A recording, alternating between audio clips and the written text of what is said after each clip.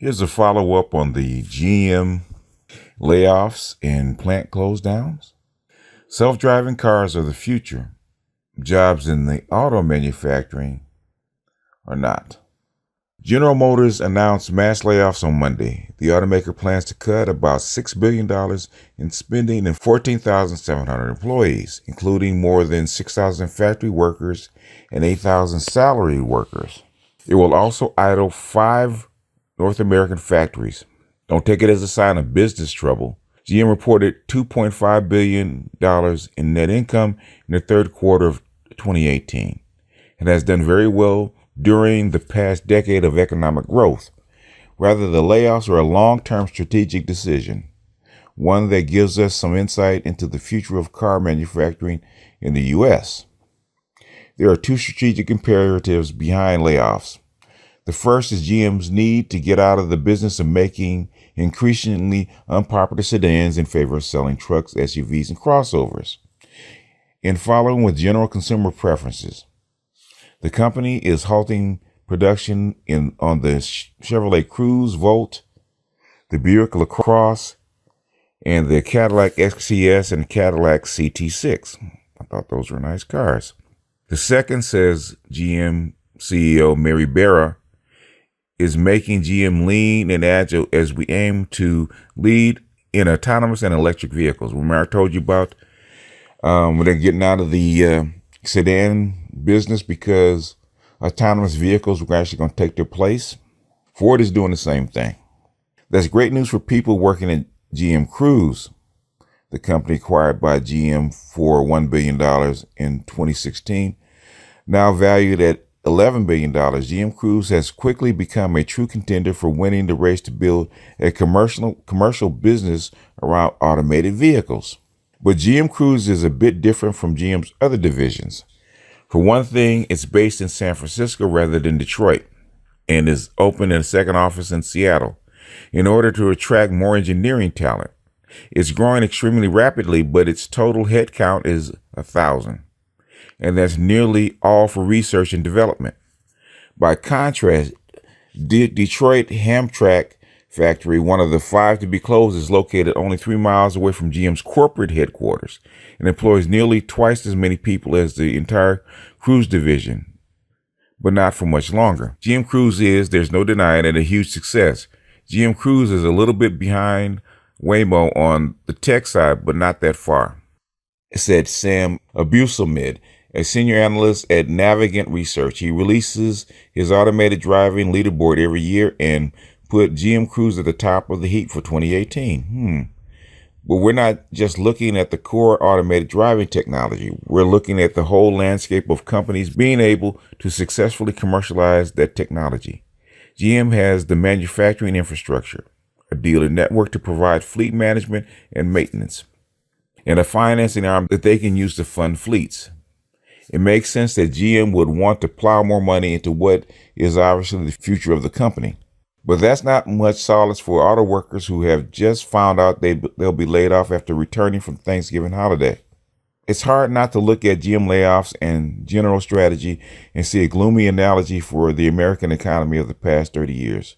Blue-collar manufacturing jobs and mid-level white-collar jobs for people without advanced degrees are vanishing and being replaced by a smaller number of positions requiring expensive and extremely specialized education. That doesn't mean that there won't be an auto manufacturing jobs in the U.S. once self-driving cars arrive on a mass scale. GM's plant in Orion, Michigan, currently produces all-electric Chevy Bolt and test vehicles for GM Cruise, and it will take on manufacturing autonomous vehicles once they enter mass production. The Orion factory, which currently puts out around 1,000 vehicles per week and employs just under 1,200 people, was untouched by GM's closures. Ford, which is also working rapidly towards building its own self-driving vehicles, has said that it will be built in Flat Rock, Michigan. As both companies move towards producing automated vehicles, they will likely do so in America. There's not really any compelling reason to move that production to some other location, says Abuselmid. But we're in an awkward phase of the hype cycle. Automated vehicles are going to take a lot longer than the hype over the last few years has suggested, Abdul-Smith said. We expect that at least through 2023 and 2024, the growth will be very slow. Abdul-Smith doesn't foresee autonomous vehicles being produced in the millions until 2025. Remember, I told you about 2025. That's when the infrastructure will be ready. And even then, he predicts there will be something like 5.4 million out of the 105 million cars produced annually. Not even 5% of the market. GM's layoffs doesn't presage the death of auto manufacturing in this country.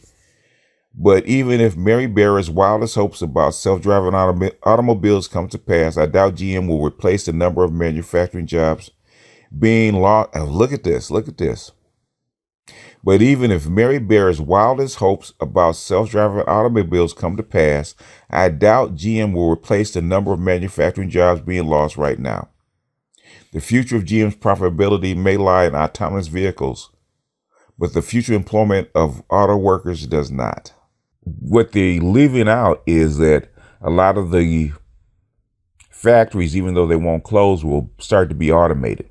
That $6 billion that they're going to save, guess where it's going? Into robots. Just like Ford's $23 billion. It's going to go into automation and robots, reducing the workforce.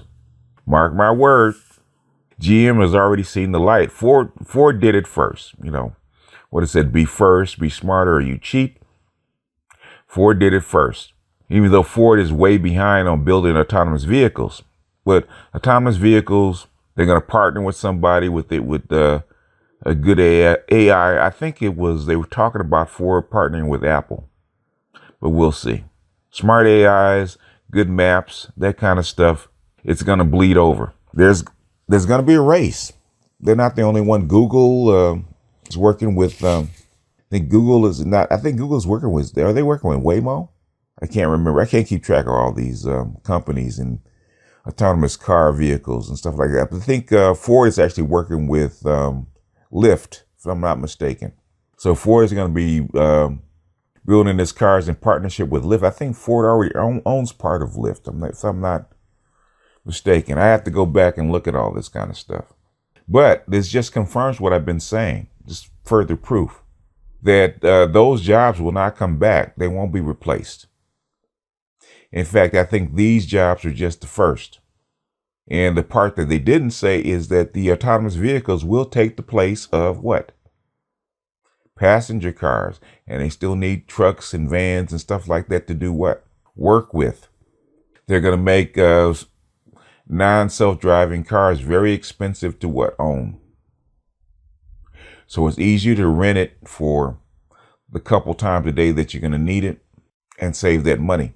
Most people spend upwards of what, when gas and maintenance and whatnot, $300, maybe $400 a month on a car. If you can cut that down to what, $60 to $100 a month for transportation, save a lot of money, especially in families that need 2 or 3 cars. Save a lot of money.